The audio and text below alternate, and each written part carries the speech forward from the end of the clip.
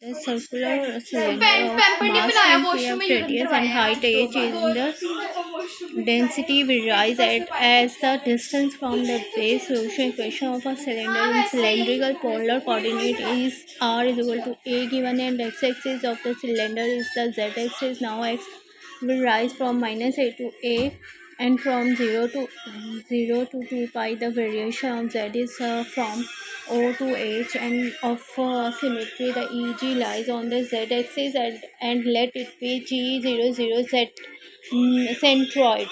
The density of the mass elements r z z theta dr at r theta z is or height z from the basis, that is the xy plane, is lambda z, where lambda is a constant.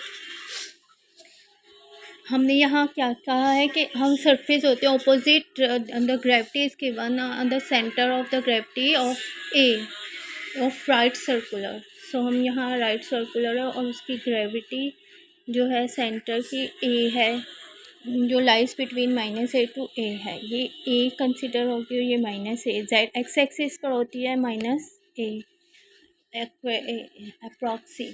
First coordinate जो होता है वो ए को x यानी ए को represent कर रहा होता है, सेकेंड वाई को कर रहा होता है, और जेड जो होता है लास्ट रिप्रेजेंट कर रहा होता है. यहाँ हम जेड मीन का फार्मूला फाइंड कर लिया था, d a upon d x z upon the d a. तो हम यहाँ इसे सिंप्लीफाई गिवन वैल्यू से करेंगे, and theta lies between the 0 to 2 pi. Circular कौन है, इसमें x n plus x square plus y square दोनों एग्जिस्ट कर रहे होते हैं. और ये हमारा अगर लोअर वैल्यू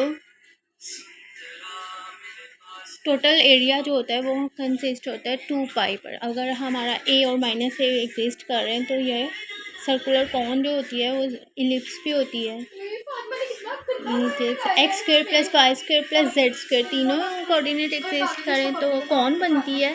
अगर हमारा इलिप्स होगा तो x square plus minus Z square होता है. ठीक है, एक्स और जेड कोऑर्डिनेट एग्जिस्ट करें, वाई 0 होता है इज इक्वल टू.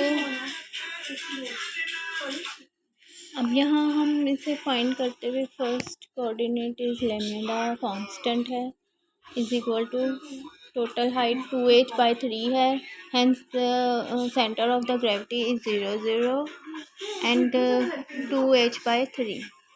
फिर z हमारा एग्जिस्ट करे, all other are 0. x and y only parallel to x axis z axis condition है. ये हमारा इमेज है.